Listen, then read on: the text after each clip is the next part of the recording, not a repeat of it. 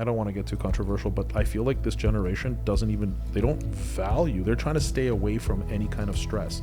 Everyone's got wellness wrong. It's not about vanity or weight loss. It's about this blend of mental, physical, spiritual, emotional, and environmental well-being. What point in your mind did it become a business? Because there's a difference between an idea and a business, but well, there's a big difference between an idea and a business, right? The execution is everything. Yes, I was smart enough to know I didn't know everything, and I was on this journey.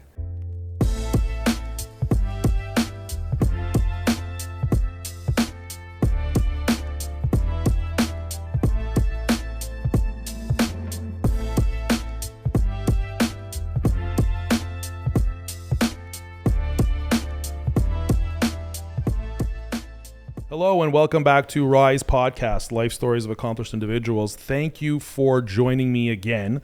As always, I really appreciate it. This has really been evolving into something special, and the format has evolved where we dive in not only to the stories of my guests, but we really dive into their expertise, and we learn far more than I thought we'd be learning.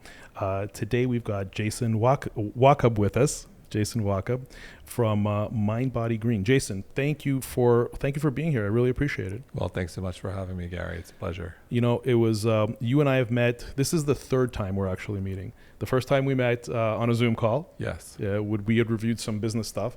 We were actually introduced by I think Valeria had met Colleen. Yes. Your wife. And we had a chat, and then we met at the Fianna event. Yes. Fianna Rose. So Fianna Rose, for some context for people, Fianna is the beach club that you belong to as well, and so do we. And they have a ton of different programming and events and a lot of cultural events. And you had just published, you not just published the book. You published the book, I think, some time ago. And so you were going over your book, and we were talking about, you were kind of digging deep into your expertise, which I hope we can do again today. And then today's the third time. So thanks. And, you were great to accept this, right away. You were really responsive. So thank you. I appreciate it. Well, of course, it's great to be here. I'm going to dive in, and as always, I'm going to read the kind of the tail of the tape, the accolades that I prepared for you. So if everybody will just bear with me, and I'll jump into it, and then you'll tell me afterwards how I did. So Jason Wachob, a graduate of the prestigious Columbia University, where he played varsity basketball for 4 years, is co-founder and co-CEO of one of the top wellness websites in the world, mindbodygreen, which boasts a staggering 15 million monthly unique visitors. After basketball and before mindbodygreen, Jason was making hundreds of thousands of dollars on Wall Street, yet feeling unfulfilled, disconnected, and extremely unhealthy. As the host of the popular mindbodygreen podcast and the author of the best-selling book, Wealth, How I Learned to Build a Life, Not a Resume. Wealth, by the way, is spelled W-E-L-L-T-H. Jason's influence extends across various platforms. In addition to his personal Instagram accounts, 25,000 followers, the mindbodygreen Instagram account is followed by over 1.3 million people. His authority in the wellness space has earned him recognition in esteemed publications such as the New York Times, Entrepreneur, Forbes, Fast Company, Business Insider, Business of Fashion, and Vogue. Balancing his professional accomplishments, he finds solace in his family life, residing in Miami with his wife and co-founder Colleen, along with their daughters, Ellie and Grace. Did I get that right, Ellie and Grace? Yeah, you got it. His downtime indulgence includes the simple joy of strolling to savor a cup of hot black coffee. You got it. That's awesome. It sounds like you've really found that you had this real transition in your life. Mm-hmm. And myself being from Canada, I feel like we as Canadians are not exposed to, I guess, the stress that one would experience being on Wall Street, and just in general, like the United States as a country is just 10 times that of Canada. It's like a reoccurring thing that people in this country get so stressed out in their 20s and 30s trying to just work around the clock, putting in that consistent effort, and then a lot of them get burnt out.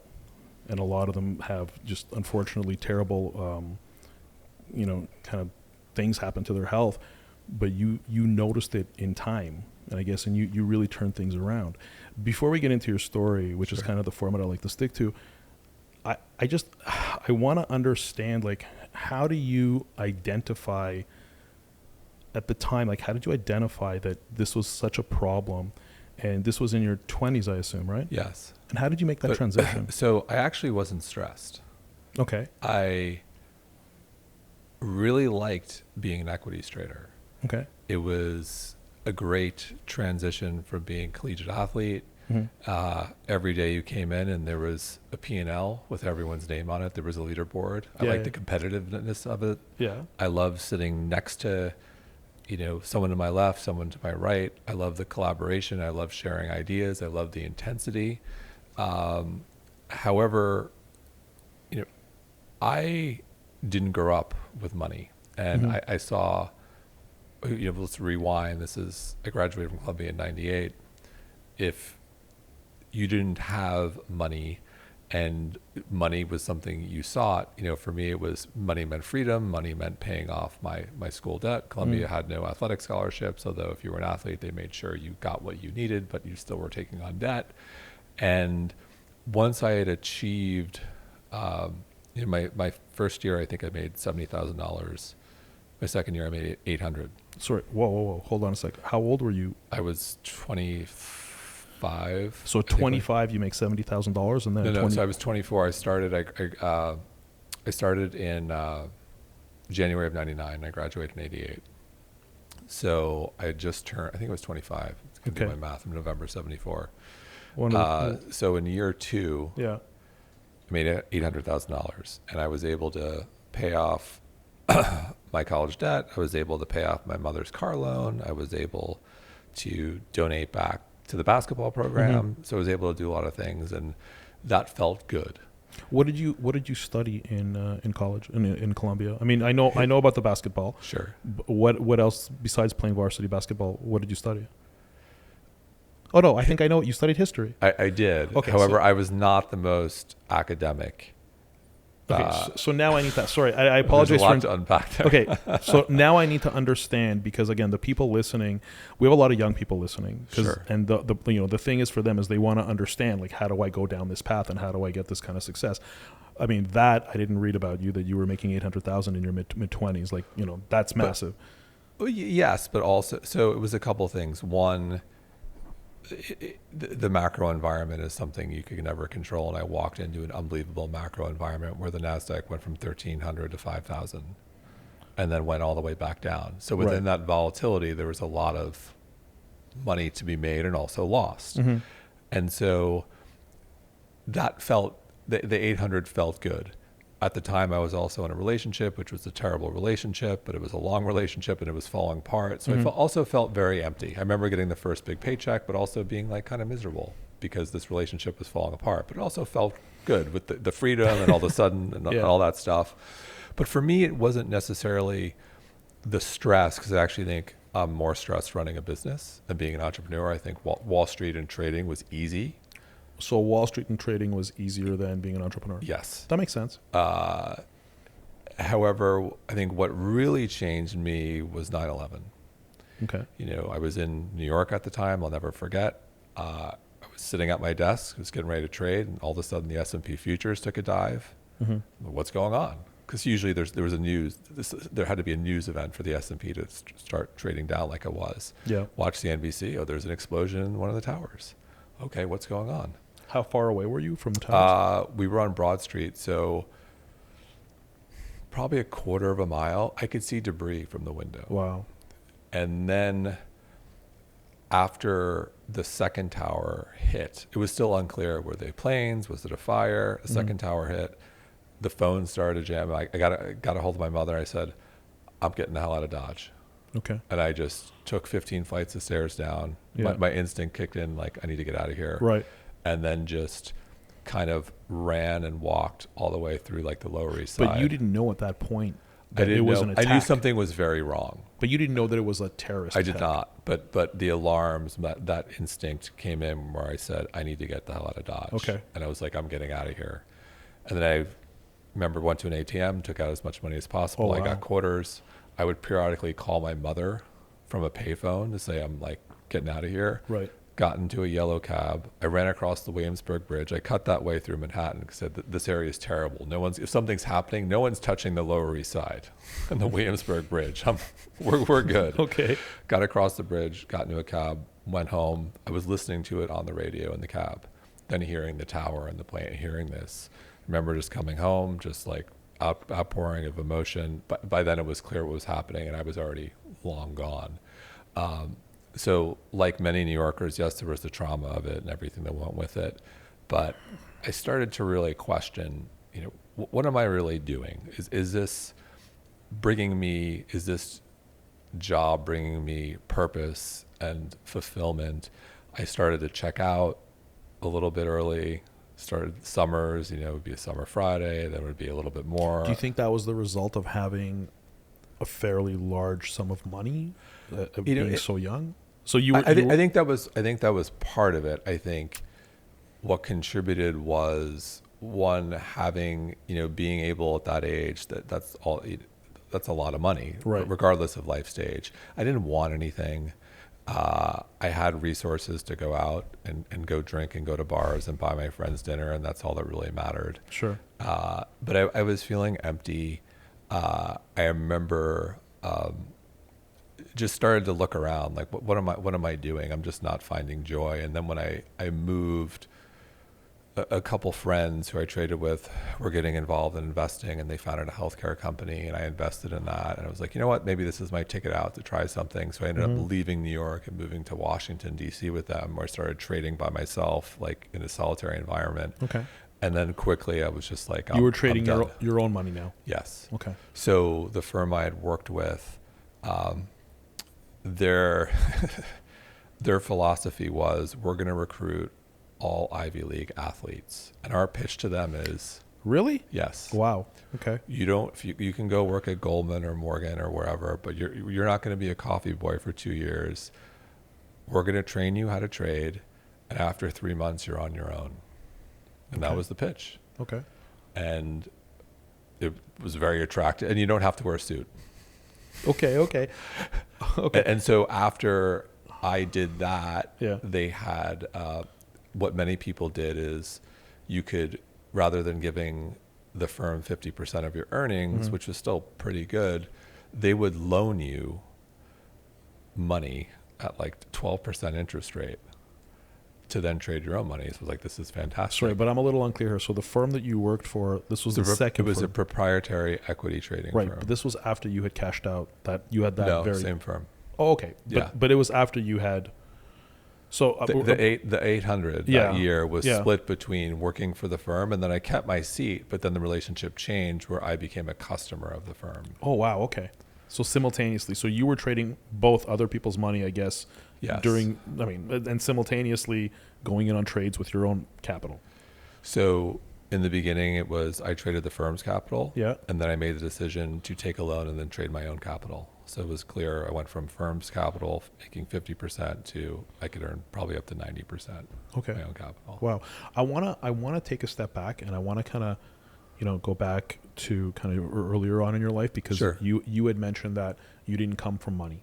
Sure. And so I'd like to understand, the starting point and kind of what your circumstances were and kind of what was motivating you, because it doesn't sound, from what you've explained to me, even from the brief interactions that you and I have had, you're not motivated. You don't seem to be motivated financially. You're motivated sure, by what I perceive to be a higher purpose, and that's sure, to do with health and wellness. And I definitely want to dive into that, sure, because that's a massive part of like success overall. But not being somebody who's necessarily motivated by this kind of like, by large amounts of money. You grew up, I think you mentioned, in Long Island, right? Yes. Okay. And so you were you're living kind of in the suburbs. Like, did you have, what did your parents do?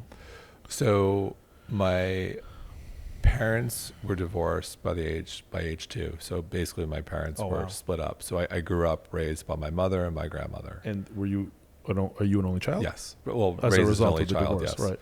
So, and this was in the 70s, so that wasn't very common. I was born in Right. 74.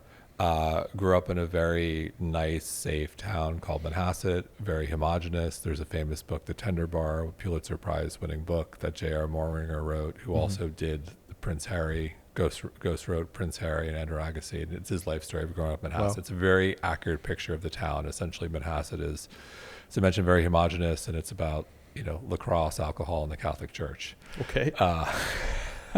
Gotcha. And so, I grew up there, very, supporting, loving mother and grandmother. But I think as I grew up, was one of the few kids where parents were divorced, also Right. live, and it's kind of a joke. I got perspective later in life. We lived in the poor side of town. We didn't have a big lot. The house wasn't so big. And so, that probably played into my desire to make money. I would see my father once a week. And he was also in the same town? He was in Connecticut, How far away was that? like an hour. Okay. But like we weren't close.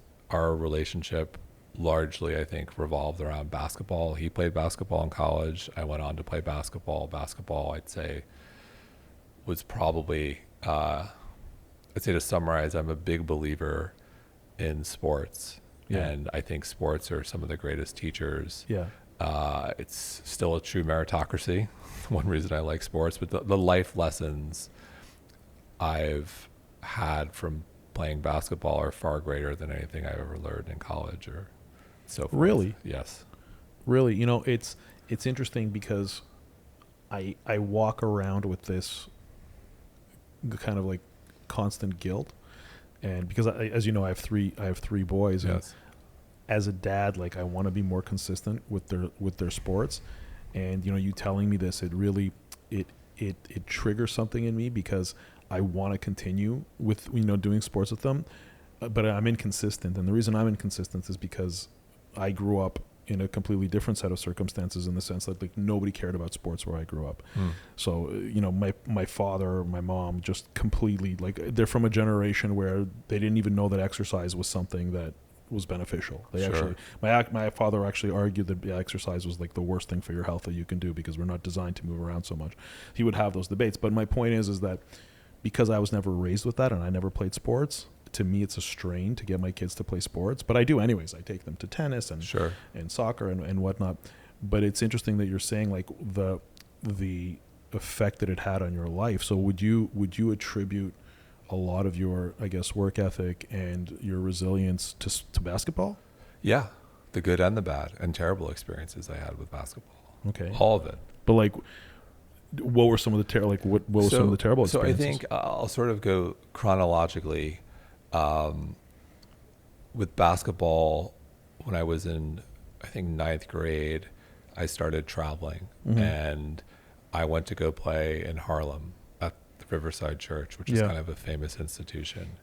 And I was one of the only white kids.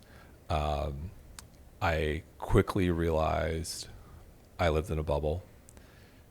Why? For a variety of reasons. One, where I grew up, I was one of the only kids whose parents were divorced. There, I met teammates who didn't know who their father was, who really were living in poverty, who really struggled with safety. And it was an eye-opening experience. And how long were you playing there for? This was So I would go on trips, AAU. So I remember being on a bus to Columbus, Ohio for a tournament where it's like an all-night bus, and I'm, on a bus with 20 black kids who were just like, I have fond memories. I get they would play 20 questions with me because they're like, who's this white kid? Let's do you like Led Zeppelin? just for context, I mean, for the people kind of listening and even for the people watching, I don't think people know you're 6'7". Yes. So the whole basketball thing makes a lot of sense at that height. Yeah. Yes. So I learned a lot about, I remember, on another trip, we spent 10 days in Lubbock, Texas. Okay. Which, exposed to racial profiling in a way that was really disturbing. Racial profiling. We went to a mall and I'll never forget. Yeah. It's like the whole team and like the amount of security that just followed us around. And what was interesting was a couple of my teammates were so pissed. They're like, I'm gonna just take something just to do it, because this is what you're doing to me. So that was something I witnessed. So it was definitely an eye-opening, that experience really exposed me to a whole other group of people that living a sheltered existence, Long Island, it Right. probably never would have been exposed to. I've had coaches who were, my high school coach was mentally abusive. Really? Like, oh yeah. There was one summer I was trying to like put on muscle, the summer between my freshman and sophomore year, and I like didn't know how to do it. Like Okay. I did all the wrong things, like except Okay. I was lifting, but I was also having like way too many carbs and protein. So I probably added like 10 pounds of muscle, which was a lot. Like I got bigger, Yeah. but like 20 pounds of fat in all the wrong places. Okay. And he would just flat like make fun of, like call me fat, like to my face, like you're all the fat jokes and everything. It was completely demoralizing, destroyed my confidence. That was brutal. Like it took, and I was like 15, 16 years old, And playing so- on varsity, And do you feel like it kind of built up your resilience in terms of like in the business world? Like kind of fast forward to the business world now, Sure. where I mean, you and I are both entrepreneurs, and like I have an idea of what you deal with, and I'm sure as you do, vice versa, with me. Do you feel that that type of resilience from your youth helps you in like the type of negative things that you experience? Does that help you today in kind of course, all things those roll events off your- shape you. yeah. Well, look, it was painful, it hurt, but it also, with that coach, also had a 3rd-degree ankle sprain, and he encouraged me to come back from it too early, and was very, very in my face in front of saying, essentially you're weak, you should be back in front of the whole team. And I ended up coming back early, and I damaged my right ankle permanently. Right. And what were some of the positives though? I mean, you're talking well, about. I learned, so in this process, I learned to stand up for myself. Yeah. Like I would get back, by the time of dealing, I'd say towards the end of my high school career, I would stand up to him. I go to his office one-on-one and just give it to him. Good. I stood up for myself, and I think I learned, I think that's an important quality. I think some people, when put in a corner, when they're put in a corner, just kind of crumble. If you put me in a corner, Good for you. But I learned that through that experience. And I think that's really important, and I think that a lot of people, when they're dealing with abusive situations, and I think in today's society, we talk about, we talk about all these negative things and emotional, not emotional, but like mental health and stress, and especially with young people today. Sure. But I think that kind of this generation, and I don't want to get too controversial, but I feel like this generation they don't value, they're trying to stay away from any kind of stress.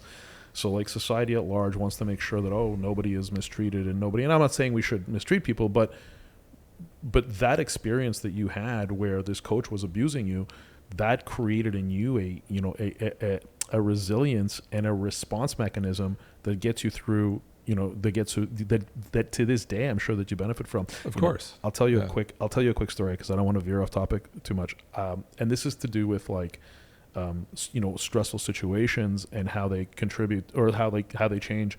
In this case, not people, but dogs. And I'm not comparing you to a dog, but it's an interesting story. Dogs. I love dogs too. I had, when I was about 19, we got a chow chow. So I don't know if you're familiar with these dogs, but they're these. Yeah. No, that's a Chihuahua. Oh. A chow chow is actually like it's a medium-sized dog, and it looks like a bear. It's got a purple tongue.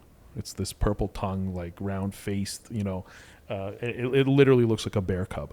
And this dog, I remember one day I would chase him around with.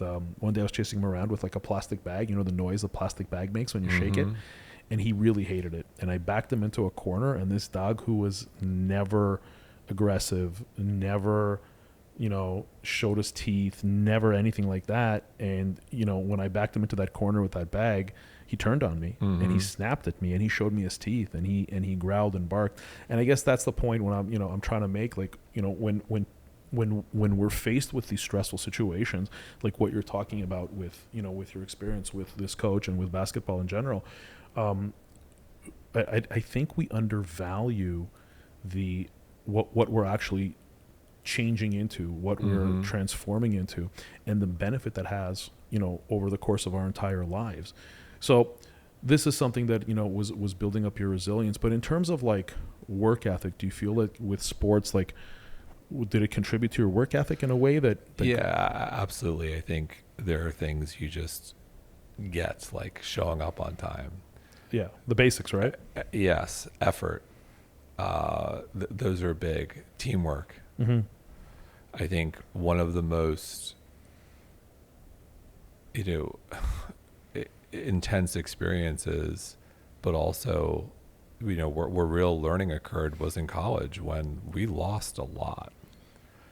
I never was part of a program that lost, and I walked into Columbia and we were terrible and we lost a lot. And I think, like life, when things aren't going your way, when you're losing, it's very easy to point fingers, very easy to give up, but to stick together as a unit and fight through over the course of a couple of years. So like we were terrible for my first 3 years, and then my senior year we actually started to win, and it felt amazing as a unit. I think through that experience, dealing with learning how to lose, not learning to be okay with it, but learning how to come back from it, dealing with adversity, dealing with uncertainty. And I think that was, of all the basketball experiences, one of the most powerful ones for me. You kind of skipped over from high school to to college basketball, but I have a question. I'm not very familiar, as somebody who's new to the country. I'm not very familiar with this whole Ivy League kind of scenario and what happens. But what I do know is that, like, I've got a good friend of mine whose son goes to Columbia, and he's over the moon. Like, he's so Kobe proud. Carp? No, it's not Kobe. You know what? His son does go to Columbia, and listen to your show. And that's right. Thank you. You're the one. It's you. You're that one person. No, it's actually the gentleman that I'm referring to. His son said to me, I was having lunch with him, and with the two of them, with my friend and his son, and he said, Kobe's son also goes to Columbia, and I know him in Columbia. So they actually know each other. My friend's son and Kobe's son, they actually know each other. And I guess what I'm getting at is that my friend, when he talks about Columbia, like, he has a light in his eyes. Like, he's so proud that his son is in Columbia. Like, my understanding is it's a very prestigious school. Yes. So I guess my question is, like, you said you didn't grow up with excessive means. How did you get into Columbia? Was it basketball? Yes. So is that an out for a lot of people? Like, for a lot of guys? So I was smart, but I lost interest in school. And so much so, my senior year, I failed physics, and a number of other things went wrong. And I was heavily recruited in the Ivy League. And for an Ivy League athlete, essentially there's a number you have to meet. And I think it's like your class rank and SAT and a couple tests. And I was below the number. But I was really dead set on playing in the Ivy League. I didn't want to go to another school. I think through that injury, it was clear to me I'm not immortal. And I also learned by playing against some of the best players in the country, I'm never going to play pro, like maybe overseas at best. But like, I just started to realize, I can get to an Ivy League school. I think this is a better path. And so I ended up doing what they call a PG year. And I went to the school, Northfield, Mount Hermon in Massachusetts. My friends were going off to college. I was doing an extra year. Okay. It was something I wasn't looking forward to, but was the most fun I ever had playing basketball. It kind of brought the joy back after having a terrible experience. Essentially, it was 5 Division I players in a team. The coach was just Bill Batty is his name. He's like a legend there. Just let us play, and we would just run and jump and dunk and score 100 points, and it was just amazing and kind of brought the joy back. And then at Northfield, I was able to officially get into Columbia. And also what happened that year, that was probably the year I was closest to my father. He came to a lot of the basketball games. And that was also, he suddenly passed away of a heart attack When you were when I 19. was 19. Yeah, after the season, like a week after the season. And so, I mean, 19, you're not independent yet. You may Correct. be, I mean, to a certain degree, but you're not truly independent. How was that? Like, I don't know. To me, I can't even imagine. My father passed away 5 years ago, but I was 45 years old. How does that affect? Like, how did that affect you, and how did that affect your trajectory? Sure. Because again, like at the end of all of this, really, you came out in a great place. Like, and you're in a great place, and Sure. you've accomplished great things. So, what happened? Like, how did you cope with that, and then be able to come out of it? So, it was a shock. I was, devastated for I think like 1 or 2 days. Yeah. I just was crying, and then I remember being at the funeral and almost had this overwhelming sense of like some spiritual connection where everything was going to be okay, and felt lighter, and it's hard to describe to this day. Yeah. I've lost other people in my life. I lost my best friend to drugs. I lost my grandmother, like other funerals where I was a complete mess. But this one, I just had this overall sense of almost joy to some degree. And it was so odd. Is it because you weren't, you mentioned before that you weren't super close with him because of the divorce when you Like were I still love my dad. And I think it was a couple of things. One, that year was probably the best year of our relationship, which for a relationship that was shaky. Saw him a lot. I remember he was upset at me 2 weeks before because I was supposed to go see him play paddle tennis. He was a big paddle tennis player. And I had a friend over, and we went out and drank too much and slept in, and he was like really pissed.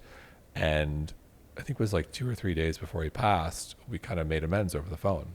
And that was something like I would have felt to this day, like felt terrible if I hadn't done that. And I never leave any conversation with a loved one with other than I love you. So that had like a profound impact. But I think, I grew up Christian in a spiritual household. So I just think like I went from this, there are the multiple stages of grief. And I kind of, even though in that moment, it felt like everything was going to be okay, even though I think in retrospect, I think I lost my joy playing basketball to some degree after he passed away. I think that was part of our connection. I also probably drank way too much. I know I drank way too much. after he passed? I think I started drinking. I think where I grew up, alcohol was just so rampant and socially acceptable. I think that just continued and probably went too far. Which is, I mean, it's interesting that you say that because now you're very, I mean, considering, we're going to get into, what you're up to today in terms of your business and your publication. It's just that unhealthy lifestyle is very different than kind of where you find yourself today. Yeah. And look, that was just part of growing up, the way my crowd in high school and college, and we were all athletes. Sure. We all went out and drank quite a bit. That's what athletes. That's what we all did. That's what athletes do. Yeah. And part of it, I think, was out of boredom. Part of it was just because it was socially acceptable. Yeah. And I didn't really think that much about it at the time. And I think when you're also that young, you kind of think you're invincible. Yeah. You think you'll live forever. Yeah. And you could go out till 4 a.m. and wake up at 7 and go to practice. Okay. Barely, but would happen. So you finish Columbia. So Barely, yes. Barely. Academically, you mean? Yes. Yeah. Okay. Okay. So what I'd like to understand, and I think what the listeners would like to understand, especially like the young people who are trying to figure out what their career is after college. Again, my understanding is your degree is in history. Yes. Okay. So you went from history to making hundreds of thousands of dollars on Wall Street within a relatively short amount of time. So you graduated Columbia Yes. with this degree. What were the circumstances under which you found yourself making the kind of money you were making on Wall Street? So I think with regards to the degree, Columbia's liberal arts school, the closest thing to business was economics. Yeah. And I think what made me a good trader was that I was competitive. I had work ethic. I think intuition plays a role in trading. and I'm very comfortable with uncertainty. And I think part of that is a result of losing my father. One, there were a couple of things that came from that. One, I believe life is precious. We're all get hit by a truck tomorrow. Absolutely. So life is precious. Yeah. And when something like that happens to you, I think some people, it can make you or break you. For me, I think in many regards, it made me. And so I'm comfortable with a lot of uncertainty or ambiguity, more so than most people. I think that's one of the qualities that makes for a successful entrepreneur. Right. No, I understand. And a successful trader. I understand the qualities that made you good at it. Yes. But a lot of people, I think, not a lot, but a certain amount of people would be good at it. But how did you bridge that gap? How did you make the connections? Because I'm sure that there's a lineup a mile long of people who would want to work on Wall Street in the firm that you were at. Well, so again, equities trading is very much a meritocracy. It's you and your P&L. And so you either made money or you didn't. How'd you get the shot? I was an Ivy League athlete. The firm. Oh, that's right. That's right. The firm had essentially their mandate. Let's hire all these Ivy League athletes. I didn't make, because you had mentioned that before. And so that was literally it. So I mean, it's interesting. And it made sense, because if you weren't good, no big deal. You don't get paid any money. Right. You're probably going to quit. But it's amazing that they had this strategy, as you mentioned before, that being an athlete, being a graduate and an athlete simultaneously, that was kind of their hiring mandate. So it's interesting how sports kind of indirectly, how basketball indirectly got your foot in the door. And I couldn't get hired anywhere. It was like the last place I wanted to work. I interviewed like at every major firm, but I didn't have grades, and that ended up coming to bite me. And then finally I was like, I just need a job. This was just taking forever. And I had a couple of friends there, and they were doing well, and they offered me a job. I'm like, you know what? Let's do it. Let's go. You're an entrepreneur now. You have a successful company. You didn't do well in school. I mean, I'm the same way. I did terribly in school. So for me, it's hard for me to feign interest. Yeah. And so, in retrospect, I probably picked the wrong school. I picked a hardcore liberal arts school with famous for their core curriculum. We were reading all these ancient texts, and subjects were of no interest. Yeah. There were certain classes that I was so. For instance, there was a film class. It was like a American cinema history from like the 60s and 90s, and there's this guy Andrew Sarris, who's like a legend. He passed away recently, legend in film. So I took his class, and when he was there, I showed up, like learning about Psycho and all the Hitchcock, and then he would leave, and the TA would leave, and I would leave too. and I think that was I just wasn't interested, and I couldn't feign interest. And I also think losing my father, I was like, you know what, I'm going to have fun. I'm here. I overachieved. I'm in Ivy League school. I'm going to play basketball, and I'm going to have a fucking great time. Yeah. And as long as I graduate, so I barely graduated, that's all I really care about. Okay. How did you make we were talking at the beginning of of our talk. We talked about your transition from Wall Street, and you had left because you said you were unfulfilled. Yes. You were unfulfilled. But there was more. I also knew, going back to that moment, I had made that money, but I would have traded it for this relationship to be repaired. I think it was an eye-opening experience for me. Yeah. Got the money, can buy the things, pay off the debt. That's great, but I'm really unhappy because this relationship at the time was completely shattered, and it didn't mean anything. Okay. So I was like, what else? There's got to be. Do you think more here? You're talking about the relationship with the girlfriend? Yes. But do you think that maybe, you were a young man, you were in your 20s. Yes. And I know that at the time, these when we're young, the relationships feel like they're everything. But sure. do you feel that maybe now, when you're now in your 40s, do you feel like looking back, like maybe you put too much weight on that relationship, and you attach too much of your happiness to it? Of course, and also totally the wrong relationship.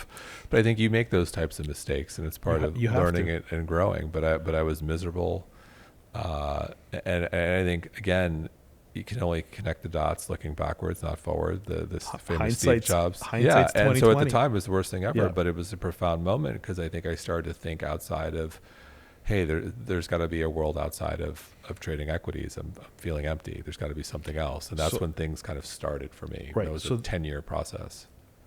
What was a 10-year process from when you? I think I started to have one foot out the door in '01. Sorry, how long were you working as a trader? So I was like, quote unquote, all in for 3 years. But in reality, I traded for 5 years. I started to slowly kind of wind it down because I would say the golden handcuffs are real. Right. So it was something I could continue to trade and put little effort in and make 6 figures. Yeah. But when I started to dip my toe into entrepreneurship, I consciously made the decision I need to stop. Okay, so talk to me about that. Well, how do you transition? Because it's funny, I know I have a very good friend of mine here who was very welcoming when we first moved to Miami, and he's a derivatives trader. Okay. So I think it's kind of way smarter than me. Well, I don't know about that. I'm using fancy words. I don't understand a thing about day trading or derivatives trading. He explained to me what derivatives are, but when I talk to him about what I do and kind of when it comes to like anything like entrepreneurial, he's just like, wow, that's just so far from my world. Yep. So I guess for me, I'm trying to understand how you went from what I perceive to be kind of the polar opposite of entrepreneurialism, right, where it's very methodical, systematic, data-driven analysis that you're doing as a trader, to being an entrepreneur, especially like you created a line of low-carb cheesecakes, if I understand correctly. Yeah. And to go from that one extreme side of the spectrum in terms of your kind of what you're doing professionally, to not only being an entrepreneur, but like you're being an entrepreneur in a product line, in a food product line that requires such like qualitative understanding and more gut feeling. How did you, first of all, I guess, how and why did you make that transition? So it was definitely a journey, and the first step out was investing and being part of the team of that healthcare company where I moved to Washington, D.C. And the way I kind of view the process, if you will, is sometimes you just have to take the first step. You don't necessarily have to know what the end game is. Why did you want to? I wanted to eventually get out of trading. Getting out of trading is one thing, but becoming an entrepreneur is another. You could have gotten out of trading and continued being an employee. I thought about that. Yeah. I interviewed for jobs and I would just interview for I was kind of searching. It's like I want to do something, and my view was you need to be in motion. Right. You need to try. You need to put one foot in the other, see what sticks, see where there's an opportunity. If the door opens, step through it. Doesn't work, okay, take a step back. Right. But I wanted to be in motion, and so through the healthcare company, I thought about staying in DC. I thought about a number of things, but like that segued to, I was a low carb devotee and thought there was an opportunity to create a low carb cheesecake. So I actually did that, and had a company where we were shipping. It was frozen, and we had distribution in like 40 or 50 stores. Okay. And all in New York? This is so at the time. No, sorry, Washington. Yeah, so it started in DC, and then I made the decision. I said, I'm going to go all in. I'm going to put everything in storage, and I am going to move home with my mother. How old were you? I was like 30 years old. And financially, I didn't have to, but I did it. Why? Discipline. It's like I'm also running a business. Hey, there's more going out the door than what's coming in. And so the responsible thing is... So you were burning capital. Yeah. Yeah. Yeah. Not a lot, but like enough where like, Sure. Okay, I can't do this forever, and I want to be able to go all in if I need to. And so swallowed my pride and did it because it was the right thing to do. Good for you. The business, I could never get it to scale. It was too early. Like the wrong, shipping frozen. This is like a long time ago. Like this wasn't a thing. Yeah. And I think, we did like $40,000 and the margins were good, but I could just... Sorry, in what period of time? In a year. Like that was the best year. And we had a shot at QVC and it didn't work out. That would have been the event where if we got that, okay, we had something. And it was just like, I'm close, but it's the wrong product, the wrong time. And that segued to, I had met someone during that process who was starting an organic chocolate chip cookie company called Crummy Brothers. And it was like the right product at the right time. And so they had me come on as a co-founder and CEO, and that business was in every Whole Foods in the country. And that sort of got me closer to health and wellness. And in that process, we faced the recession. Yeah. And it was brutal. Cost of goods went through the roof, margins. What had happened to the cheesecake business when you... I sunsetted it. I was like, you know what? I'm done. Like, this is a better opportunity, better product. I'm going to be part of this. And it was a better product and a bigger market. What ended up happening there was the recession, and our cost of goods went through the roof. I learned how scaling at the too early can be problematic. Yeah. We went from baking out of a kitchen, shipping mail order, to being in every Whole Foods in the country. We couldn't handle it. We expanded too quickly. And in that process, we were trying to raise capital to like keep, it was just nonstop, and flew over 100,000 miles domestic. As you mentioned, I'm 6'7", me in a coach seat, no good. Yeah. The combination of the flying, the stress, old basketball injury affected my lower back. I had 2 extruded discs pressing on my sciatic nerve, L4, L5, S1. Couldn't walk. It was terrible. Went to a doctor. He said, you need back surgery. Oh, wow. Nothing against surgery. See it as a last resort. Right. Sought a second opinion. He said the same thing. And the doctor, almost as an afterthought, said, maybe some yoga or therapy could help. So I was like, all right, Colleen and I started to date at the time, my now wife. And so what year was this? This is like in 08 and 09. Okay. And then little light yoga, 5 to 10 minutes, morning and evening. I started to feel better. I went from couldn't walking to completely healed in 6 months. And it was through that experience where I was like, you know what?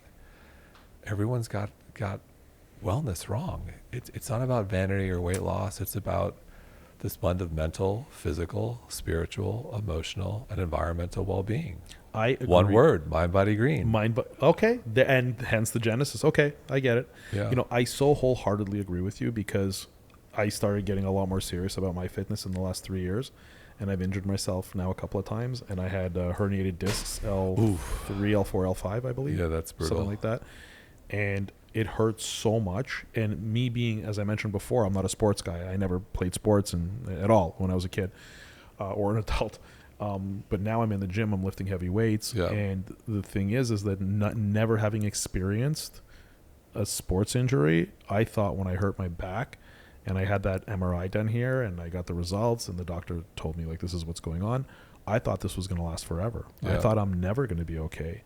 And it's interesting because it was almost like this serendipitous thing. It was like fate, where we had then gone, right after that, we went on a trip to Canada. So we had gone back for the summer, like after we had moved here, and we got a cottage in like, it's called Prince Edward County. It's, in Ontario. And, we're there, and I reached out to the host of the Airbnb and I said, listen, is there like a yoga studio anywhere? Because I figured, to your point, like maybe I'll try yoga and that'll help me out.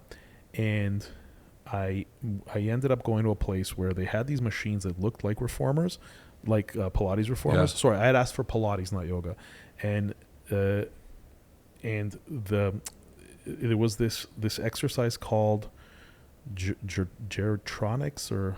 Oh, gyrotonics. Gyrotonics. I've tried that. It was called gyrotonics, Yep. and I'd never heard of it before. And Yep. there was this woman who was probably in her 70s who was the instructor there, and I took like one-on-one instruction with her, and all of her customers, like her clients who were there before and who would come afterwards, were all elderly women. And then there was me. And she said to me, like, I told her what my injury was, and she goes, I'll take care of you. And for 10 days straight, I did this gyrotonics thing, and it took care of me completely. Every day after the workout, I felt a little better. And the thing is that the workouts never actually felt like workouts. They just felt like I was sitting there, move your arm up like this. It wasn't even a stretch. It was nothing. I literally felt that it was nothing.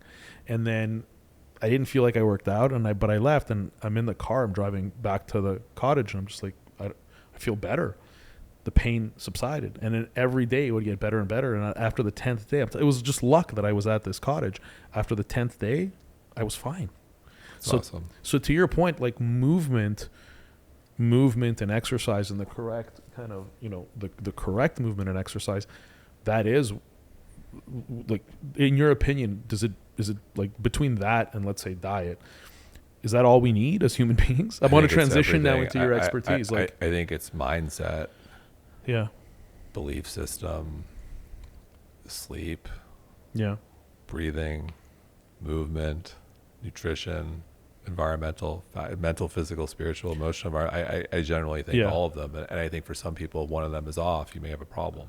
So I want to get into this, but before we do, I just want to I want to bridge this final gap chronologically. So you went from the cookie business Yes.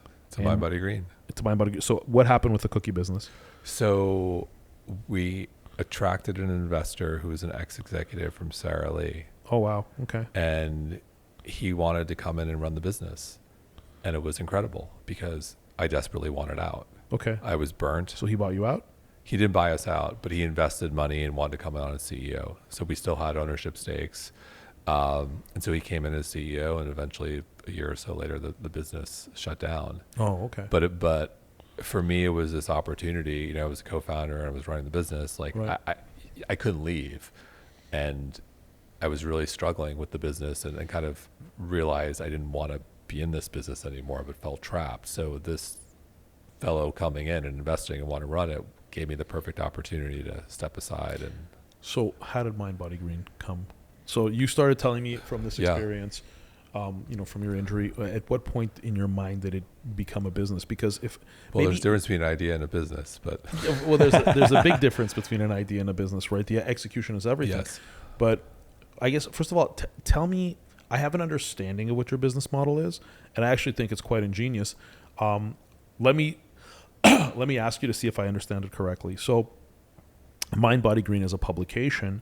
As I mentioned before, is approximately 15 million monthly unique visitors. I mean, that's a massive number, and it's obviously very well qualified because the people who are finding your pages or who are finding your articles, I'm guessing mostly through SEO, because it's organic traffic. You're not. It's everywhere now. It's everywhere now, right? So it's very well known, very well received. It's an authority, and I had heard of mindbodygreen before I met you. And you're putting out a lot of content. It's I actually just read today, this morning. It's one of your articles on the main page about cold plunging, because I'm really into cold plunging now, which I want to ask you about afterwards. Sure. But I'm really into it, and so I read the article, and it's like these are. I mean, it's a quality publication, and I believe you have around 100 people working for you right now. 60. Yeah. So. I mean, these are obviously, I'm guessing some of them are administrators, some of them are writers. You probably do a lot of, correct me if I'm wrong, you probably have a lot of contract writers, who come in, contributors of various kinds. So look, it's a real publication, massive reach. And, you also have a line of supplements. Mm-hmm. So, and that's my guess, correct me if I'm wrong. And if it's proprietary, feel like telling me, Sure. Gary, it's none of your business. And then that's your monetization, you monetize through your supplements, which is, to me, I'm such a big fan of this business model, because you're essentially creating content, and it's not just creating content, you're creating true value. You're creating true value for your readers, you're improving their lives, you're enriching their lives, and then your monetization, it's such a clean concept, because you're basically saying, like, here, we're providing you with this information to enrich your life, and we're providing you with these supplements that we wholeheartedly believe in, that we've formulated ourselves, and like your love and care went into making, on both sides, into the content that provides value and into the supplements that enriches their bodies. So am I closest? Well, we have 3 business lines. Okay. So advertising, which is the first. Yes. Been around for the longest. Supplements, and then we have online education, which is largely driven by our health coaching. Okay, so program. On the advertising side, I'm guessing it's more than just like programmatic advertising. It's mostly direct. It's mostly 90% is direct. That's incredible. We have a sales force. That's amazing. Yes. Amazing. Okay, so there's that. Again, there's the supplements, and then you mentioned coaching. the coaching. So the coaching or education, or is it the same So thing? it's online education is kind of the umbrella. Yeah. And that's largely driven. Our primary offering is our health coaching certification and our functional nutrition training. So your courses are they're for professional development, or they're consumer? So there was actually an consumers? article in the Wall Street Journal today about health coaching. Particularly this specific article was around anxiety, and a lot of people are seeking help around anxiety. Yeah. And as we all know, everything's connected. Sure. Mind and body are one. Yes. So our program is certified by this organization, the NBHWC, which the beauty of it's sort of an organization that gives accreditation. And so if people go through our program, then they sit for a test by this organization. If they pass this test, then what is in the works is reimbursement from the insurer's end. So in other words, coach goes through our program, passes the test. Then when they get clients, they work for a doctor. That client can, in the future, submit for reimbursement from their insurer. Okay. And at our core, we're a health forward company, so it kind of fits into. So so you're certifying people for. We prepare them to sit for the test. I see.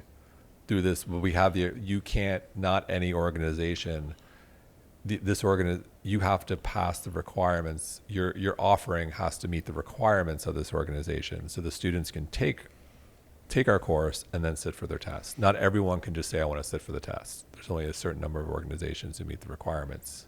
We're one of them. You're one of them. I Yes. see. Was it difficult getting that credit? Yeah, it was like a beast. It was like a year and a McKinsey consultant and another team. It was a beast. So there's a lot of complexity to your business. Yes. Wow. To some degree, yeah. Every business and now I'll kind of maybe geek out on the business side, but your courses, they're not in person. I'm assuming they're all digital. Yes. They're all digital by live people, or they're kind of pre-recorded. So for the material? health coaching offering, that is synchronous. So there are certain classes you have to show up for and attend. Virtually. Yes. Yes.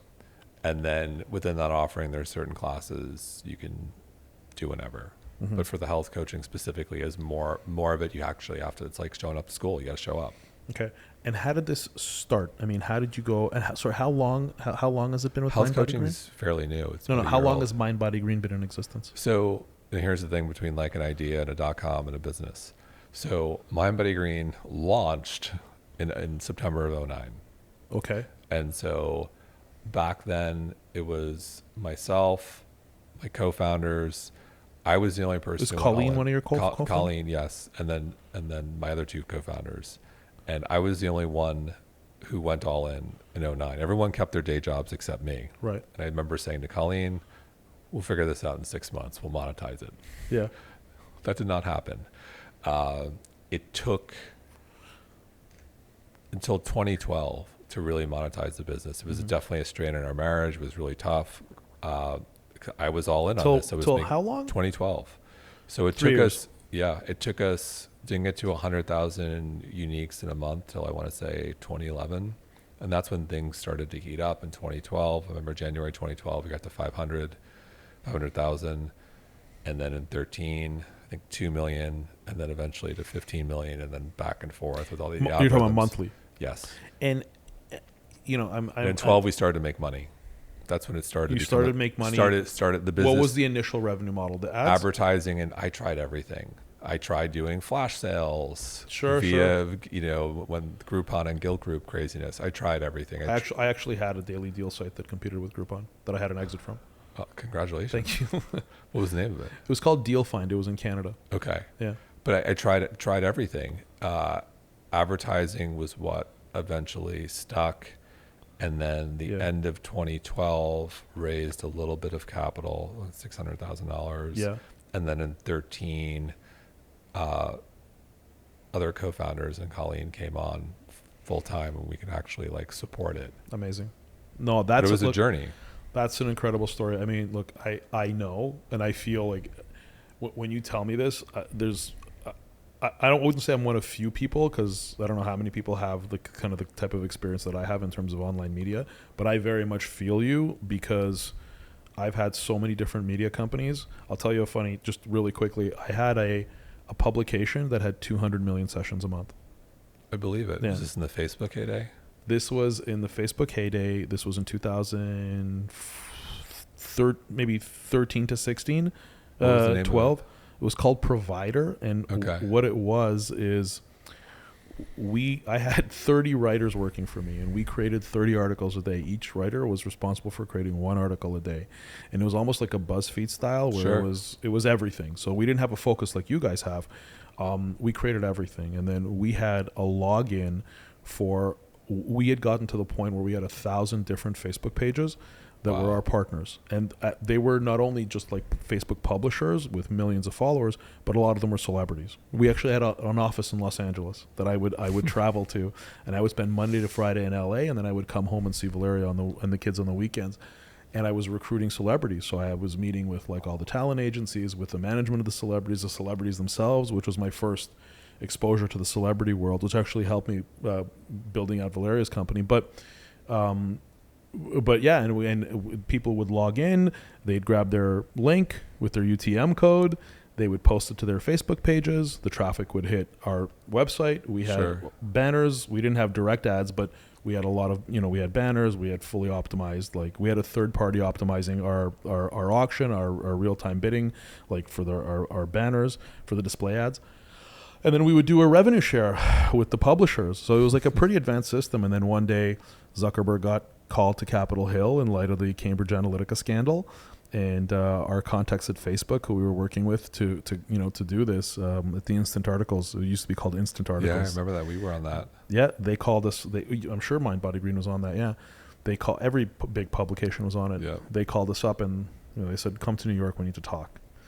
And we went, and they said we have to shut it down because Oh, wow. they said 20% of Facebook is on your website, Wow. right? Like, I definitely remember the Facebook gold rush. And I remember Yeah. that gold rush drying up quickly. Yeah. And with Google, I think with all the platforms. But how are you generating traffic? So again, because this is more in my wheelhouse, I want to dig into it. But like when you started and you're creating these articles, like you had created these articles on Mind Body Green, and you're publishing them, how would you get any kind of traction at all? Like besides SEO and putting the links on Facebook. It was a couple of things from the qualitative aspect in terms of content. We were known for our expert community. Right. So I was smart enough to know I didn't know everything, and I was on this journey. And so I was embedded in the New York wellness scene and would meet anyone and everyone. So a lot of quote unquote influencers became my friends. A lot of doctors, a lot of yoga teachers, nutritionists, and so on. And a lot of them would write for us. I would do interviews, they'd write for us, we would lightly edit. And so we quickly amassed like 5,000 contributors.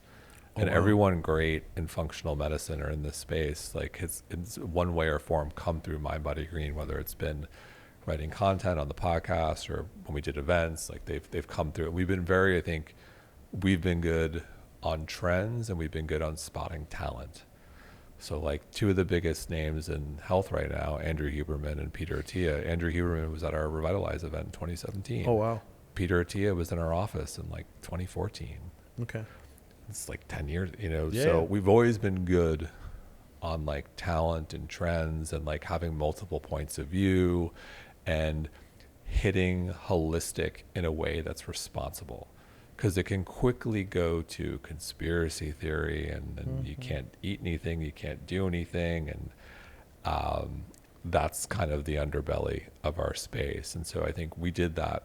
We struck that balance really well in terms of what drove. So I think from a content perspective, it's like science-based, holistic well-being, somewhat balanced, reasonable, balanced.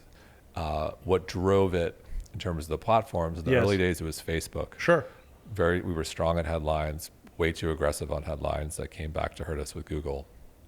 And so that fueled the 100 to 15 million. And then invested a lot in search. We're strong on search.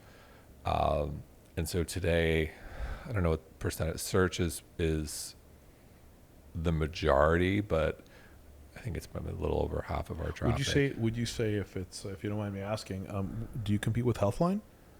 No. For traffic? I'm sure they think I'm like Healthline's like the biggest health site in the world. Yeah. we're not even close. But I mean, in to terms the, of, I think subject matter wise, you don't. But I don't think so. And to take a step back, like what we're really focused on now, and the reason I'm not as connected to those metrics is because they're less important.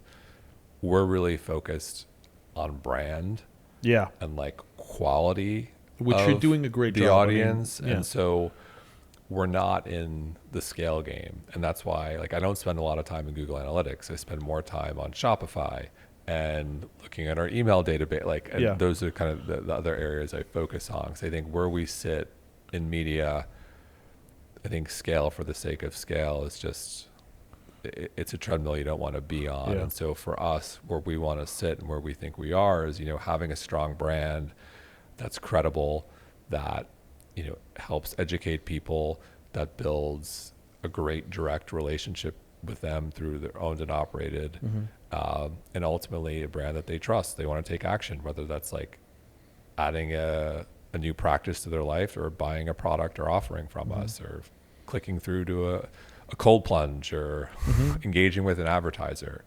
And so I think where media sits today, it's very much about like quality. Like, can you be a trusted brand in a good category? What's your position on, what's your take on influencers? Because influencers, I mean, I think we have enough time. I don't know. I'm kind of scared. Is it bad or good? Look, I think, influencers are here to stay, but I think in the same way, there's just so much content out there. There are so many influencers. And I think the same holds true. Are you credible? Do you have a unique view or a voice? Can you stand out? Do you inspire action? Or are you just like everyone else? And there's so many influencers. Colleen and I have this conversation all the time. We find someone else, they've got a couple hundred, it looks a couple 100,000. It looks like this other person who's got a couple, like you can't differentiate. I think it comes down to having a strong brand. Yeah, a strong personal brand on the influencer side or for yourself. Yeah, so I guess as a whole, I'm clearly biased, but I believe in influencers because my main business, which is Valeria's personal brand. Valeria is a strong brand. Valeria is a strong brand. Yes. And but Valeria is a strong brand because we've taken a lot of time and effort, and it's a very we're very careful about where Valeria appears and how she appears, and we make sure that she doesn't lose her authenticity and whatnot. Where a lot of influencers, they're fast. Like they may rise very quickly, but then they kind of, I think they flatten out or they go into decline pretty quick too. With Valeria, we're really building a personal brand to last. It's not engineered to do so. It's just that's who she is, right? But I think in your space, so yeah, high level, I believe in influencers, and I believe in bridging that gap between consumers and the products that are being sold to them through a human being that actually adds some kind of value, whether they're teaching people, they're teaching their audience, or they're entertaining their audience.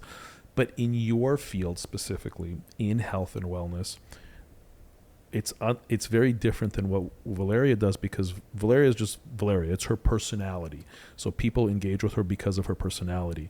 She's not making any kind of claims that she's an expert in anything one way or another. She's a conduit. She researches things. She tells people her opinions. But with what you do and with your field, where I guess I'm trying to understand like kind of what your position is. Like there's one guy, he swears by only eating meat. He's I forgot what's his name. You know the guy I'm talking about. There's like 10 of them. Okay, but sure, I know. So something MD, Carnivore MD. Yeah, Paul Saladino. Yes. Yeah. And so there's that school of thought. You've got Michaela Peterson, who's like the lion diet, and all she does is eat strip loin. And then you've got vegans and vegetarians. So there's so many different things. And how do you as a publication distinguish between kind of charlatanism, fact, fiction? It's a good question. I think over time you start to develop those muscles and instincts into what's real and what isn't. And I encourage for people listening out there to become educated. Yeah. I like to say, become the CEO of your own health and well-being. Because you're mentioning all these people, Paul Saladino, Peterson, and then you got vegans. You know what? I actually think they believe in what they're talking about. I think it works for them. And bioindividuality is real. This is, in the book that Colleen and I just wrote together, The Joy of Well-Being, like our food chapter was essentially like to sum I it missed up. that in your bio, sorry. All good. There was wealth, but I knew All there was good. a sec. Yeah, okay. All good. Essentially, it's about eating real food, avoiding highly processed food, but really dialing into what works for your body. And I'll use an example. One of our good friends is Mark Sisson, who lives in Miami. He's the founder of Primal Kitchen. He just turned 70. The guy looks amazing. He's ripped. He's jacked. But beyond that, beyond the aesthetics, he feels great. Yeah. He says he feels fantastic. He eats close to carnivore. On the other hand, our other friend, Rich Roll, I think is like 57. He lives in Malibu. He looks amazing. He's, constantly working out. He's 100% plant-based. Wow. And so who's to say what works for either of these guys is wrong? And I think that's where bioindividuality comes in. I encourage people, like, do some, understand your genetics, do some like basic blood work testing, understand your risks, and then see what feels good. But I think this idea of, I think you got to figure out what's worked for you. And I also think, being careful who you follow online. Unfortunately, we live in a world where hyperbole moves the needle on algorithms, speaking in extremes, having a very strong point of view and never backing away from it is unfortunately the way to build a personal brand in health and wellness. Mm-hmm. But MindBodyGreen is different. MindBodyGreen is different in the sense that you've built, it's a very like counterintuitive point of view. We also believe in having multiple points of view, which in media, in our world, most media organizations are not successful who do that. If we think about broadcast television, you segue into politics, Fox and CNN couldn't be more opposite from the political spectrum. Right. Within health and wellness, those camps are also true. And I think there are very few media brands that show multiple points of view, but do so in a way that's responsible, and also, injects brand view in there. I think it's a lot more difficult. It'd be a lot easier for MindBodyGreen or any individual tomorrow just say we're 100% carnivore or we're 100% vegan. Yeah. Much easier to do. No, look, I nuance is difficult. One of the things that, in the content that I've consumed from MindBodyGreen, including today's cold plunge, one of the things that I noticed is that when content is created, especially in the written word, where there's headlines involved, where you're creating a headline in order to create interest for people to go in and consume your content and spend as much time on your website as possible, there's definitely ways to manipulate that. And sure. I think it's a well-known fact. Media does it. Mainstream media does it all the time. And non-mainstream media does it. But I feel that and this is a compliment to you and to MindBodyGreen, is that when I consume your content, I really feel that there's not this engineering taking place in order to grab attention, but you're playing the long game in terms of creating true value that people will want to keep coming back versus just attention at all cost kind of thing. Yes, thank you. We try. Yeah, and I really feel that in the content that you're creating. Look, it's an incredible story. So what's next for MindBodyGreen? Where are you steering the ship? So still very much focused on the day-to-day and execution. So that involves putting out, great quality content on all of our platforms, whether it's our .com, getting our YouTube up to speed, inspired by you, the podcast, which I host, and then, focusing on our products.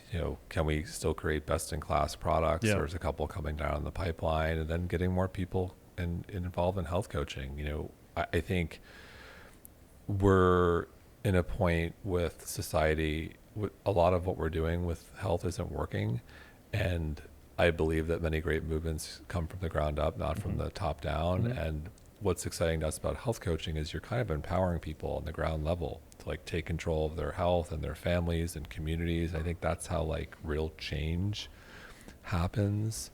And so we're excited that, I think we're at this inflection point coming out of COVID where we have a problem, and I think many more people are deciding to not wait for the government or institutions to help them out, and they're taking it into their own hands. Well, I think because they kind of failed, right? Yes, they did. So now people, I think, to your point, people understand they have to educate themselves. Yeah, you got to take care of your own health. You got to Yeah. take care of your families, your communities, and no one, I think, no one's got your back. It's sad. I think it's quite the opposite of nobody has your back. I think actually, and maybe No institutions or government. I think if you're relying on institutions or government to turn your health around or rely on health recommendations in general, I think probably not going to happen. like, so you don't I guess put a lot of stock in like the WHO, the World Health Organization. I don't put a lot of stock in any large health organization. I think, look, I think in retrospect, it's easy to hindsight COVID, but I think the hindsighting is not positive for the way we handled that. I think it was one thing, when we dealing with COVID in 2020, when there was a lot we didn't know, and then 21 we knew more, and then 22 and so on. But I think, I want to get your opinion on something else. Sure. For myself, I've been on this health journey, and I look and feel a complete 180 degrees different. If I showed you pictures of me 5 years ago, you wouldn't even recognize me. And I'm still not where I want to be. I still have a lot of body fat percentage, and I'm still working on it. But I feel better. My mind works better. I'm more positive in my life, and I'm happy in general. And one of the things that I'm learning when it comes to like the food industry, and this is where I really want to get your take on it, is that it's mostly complete shit in food. Like, it not only is it shit, but it's like poison. Like the amount of sugar that is being pumped into us on a daily basis, it's like these companies are trying to put sugar into us at all costs. I feel like everywhere you go, and if they can't get it to you directly when you know about it, they sneak it into like a sauce, and everyone's trying to put sugar. Like, and when it comes to the kids, it's like on every street corner, like, probably be illegal to stand outside and sell cocaine, but it's completely fine if you want to sell sugar, which is arguably just as harmful over the long run. So what's your take on, like, let's say, like, sugar, for example, specifically, and the way it's marketed to kids? And we may be going a little off topic, but I want to take advantage of having you here. I think, as we talk about the tribalism in diet, nutrition amongst influencers, and there is tribalism and it is a religion. Right. I think most agree that sugar is probably not good, and you should try to minimize it. I think with regards to big food, I'm actually more optimistic there in that what big do you mean food. So like big food, the big CPG companies of the world, because most of them are publicly traded companies. They work for the shareholders. Consumers vote with their dollars. If I think about 10 years ago, if I wanted a healthier version of a peanut butter cup or an Oreo or a chip or a wrap, no options. Right. I think of today, wow, I got lots of options. I've got Siete, I've got Hue chocolate, I've got, the Primal Kitchen, Mark was talking about. So I could go, the list goes on. There are so many better for you offerings, and these companies are being acquired by these conglomerates because consumers are voting with their dollars. So even though obesity is such a big problem, specifically childhood obesity, I think big food, if we continue to educate people and empower people, they're voting with their dollars, and you'll continue to see more of these acquisitions. Like Mondelez bought Hue, Kraft bought Primal Kitchen. Mondelez also bought Perfect Bar, and we've got some other like very big companies like looking. General Mills bought Epic. Right. We're talking about grass-fed beef sticks. So do you think is there sufficient incentive for big food, as you refer to it? I never heard the reference, but is there an incentive for big food to make people healthy? Well, no. So they're for-profit companies. So their incentive is to increase shareholder value. Sure. If more consumers demand and continue to buy like they are better for you offerings, they will continue to acquire those companies, because conglomerates are traditionally very bad at innovation. It's a lot easier. We'll just buy this company over here and put it into our machine, lower the cost, make more money. And so I am very optimistic there. We just have to continue to educate people to make better decisions. And sometimes products actually aren't that much more expensive. Right. And Right. then there's the question of subsidies, which is a government. It's a much bigger discussion because we subsidize corn and soy. On a final note, I'd like to hear from you as as being an expert in your field, with entrepreneurial expertise versus academic expertise, which I'll go out on a limb and say I value higher, because one is learning theoretically and one is actually learning through execution. On a final note, what are your top kind of components of health that you believe strongly in, that we as individuals have to really keep our eye on and try to optimize for optimal health? I think having a higher purpose, having a connection to something bigger than It's yourself. more spiritual, you're saying, than Or just purpose in general. I think Yeah. purpose and spirituality are often cousins. Okay. I think that's been shown in all the Blue Zones work that Dan Buettner has done. You should have him on your show. He lives in Miami. He splits his time between Miami and Minnesota. Okay. There's lots of science there. When people lose purpose, it's game over. We've all heard the story about the executive who retires and has the heart attack playing golf. Yeah. That's very real. Mm-hmm. I think purpose is big. I think you got to move, got to exercise. I think walking is the most underrated longevity Mm-hmm. tool. If I don't get my 10,000 steps, I'm a very grumpy dinosaur. Mm-hmm. I think you got to be strong. That's Weight as you training? age, sarcopenia is very real. So you're talking about weight training? Yes. Yeah. So Okay. like it's just to some degree, if you like getting in the gym, get in the gym, but do something. There's that crazy statistic we have in the book. It's 1 out of 4 people over the age of 65 fall. If you fall once, you're twice as likely to fall again. Yeah. If you fall and break your hip, there's a 30 to 40% chance you die within a year. Wow. You don't necessarily die from the fall. You die from the complications from surgery. Maybe it's an infection. Maybe it's you go home and you're immobile and you're depressed and then you die. And anecdotally, we've seen this with friends of ours, unfortunately. So Right. you got to be strong. You got to eat well. Find out what works for you there. Some people maybe want more meat. Some people less meat. Try to eat real food. Avoid the processed food and sugar. Yeah. The data will point to being in a strong relationship is going to help you. Social connection is paramount. We see that coming out of the pandemic. 1 in 7 men don't have a single friend. Right. 1 in 10 women don't have a single friend. Mm-hmm.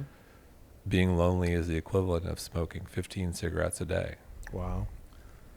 So you think about that. Loneliness kills.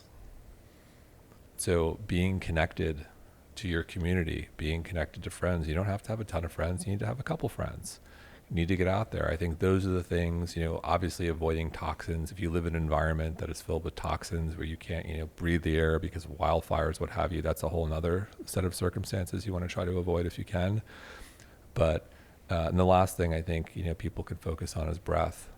We breathe, I think 30 to 40,000 times a day, I want to say. Most of us are doing it wrong. We're breathing through our mouths. You should breathe through your nose. Mm-hmm. Filters out the bad stuff. It's good for your CO2 tolerance. And it helps activate your parasympathetic nervous system, the rest and digest system, and be more relaxed. You're going to be more resilient. You're going to respond to stress better. And there's just a downstream effect. And it's free. You're breathing all day long. The biggest objection to health and wellness is I don't have the time. I don't have the resources. Mm-hmm. Start with your breath. Start with moving. Work it into your day. Figure out some sort of resistance training regimen and eat real food. Be in a great relationship. Make sure you connect with your friends. It's interesting. It's a lot simpler. The way you describe it, it sounds a lot simpler than what we're being presented to in the media. It is, and I think there's in the evolution we've seen at MindBody, we've seen it all. I've tried it all. So much of the great longevity research points to these simple, practical practices. Breathing through your nose, making sure you're constantly moving, doing some resistance training, being in a loving relationship, if that's what you choose. That's not for everyone. And being connected with friends, having real strong social connections, and having a purpose, a belief in something bigger than oneself, whatever that looks like for you. I like the idea of, it's interesting because the part about purpose was the first thing you said. I think it's paramount. I think it's paramount. I think, I interviewed this woman yesterday, Ellen Langer. She works at Harvard. The podcast hasn't gone live yet, She's all about mind-body unity. And her belief, which I am coming around to in my old age, is that we are so much more powerful than we know our mind. And we should be open to infinite possibility. And I do agree that many illnesses can stem from mindset and also potentially be cured with mindset. I'm not saying don't have surgery or don't take medication or don't do your things, but the mind plays a significant role. And there are a lot of studies that can prove that. So I think when we are open to that possibility, I think our world can expand in ways that are quite powerful. I agree with you. Jason, thank you again for being here. Thanks for having me. Hopefully I'll run into you at the next event at Sounds Faena. good. Let's do it. Thank you.